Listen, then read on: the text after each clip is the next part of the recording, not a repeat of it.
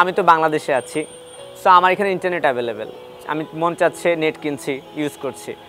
তো এই যে জাহাজে তো আপনারা তো এক এক সময় এক এক সমুদ্র সীমায় থাকেন, ওইখানে আসলে আপনারা ইন্টারনেটটা ব্যবহার করেন কিভাবে? এটা হচ্ছে স্যাটেলাইট ওয়াইফাই। আচ্ছা, স্যাটেলাইট ওয়াইফাই থাকে, এখন বেশিরভাগ জাহাজেই স্যাটেলাইট ওয়াইফাই আছে। ইনফ্যাক্ট অনেক জাহাজে স্টারলিংকও আছে। এখন আস্তে আস্তে বেশিরভাগ জাহাজে স্টারলিংক আসতেছে। তো স্যাটেলাইট ওয়াইফাই অনেক স্লো, ওখান থেকে ভিডিও আপলোড দেওয়া খুবই ডিফিকাল্ট, বাট তারপরেও কোনো রকম আর কি, যে 2-2.5 মিনিটের একটা ভিডিও লো ফরম্যাটে আমি চাইলে 4K ভিডিও আপলোড করতে পারি না, এটা সম্ভব না।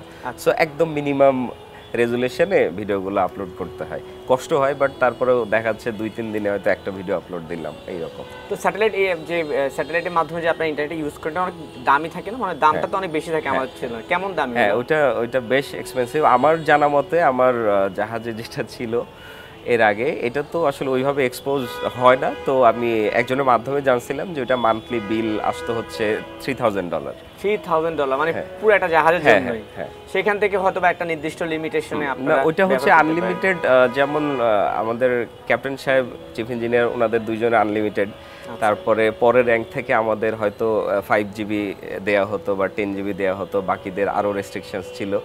তো এইভাবেই ম্যানেজ করা হয় আর কি। আমি তো একটা মানে টেনশনে পড়ে গেলাম, 5GB দিয়ে তো আমার কিছুই হয় না।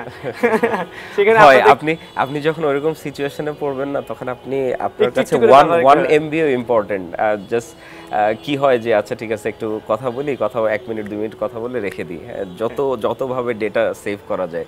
যেমন আমি ওই রকম সিচুয়েশনে আমার আইফোন ব্যবহার করি না, আমি একটা অ্যান্ড্রয়েড, একদম নর্মাল একটা অ্যান্ড্রয়েড ব্যবহার করি, যেন ডেটা খুব কম খরচ হয়। তো এইভাবে ম্যানেজ করতে হয়। একটা দেশ থেকে একটা দেশে যেতে আনুমানিক আপনাদের কত সময় লাগে বা কত দিন আপনারা জাহাজে পার করেন? এটা ডিপেন্ডস অন ডিস্টেন্স, আমি কোথা থেকে কোথায় যাচ্ছি।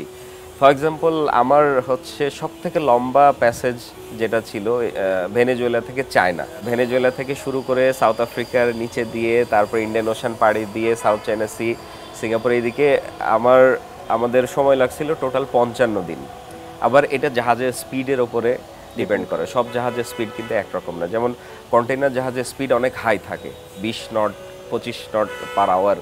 তো তাদের মানে আমাদের যা টাইম লাগবে তাদের অর্ধেক সময়ে তারা কিন্তু পৌঁছে যায়। So depends on distance, speed, তারপরে ওয়েদার তো অবভিয়াসলি ম্যাটার করে। এই 55 দিন কোনো মাটি বা তীর আপনারা স্পর্শ করেনি, পুরোটাই জাহাজে ছিলেন? পুরোটাই জাহাজে।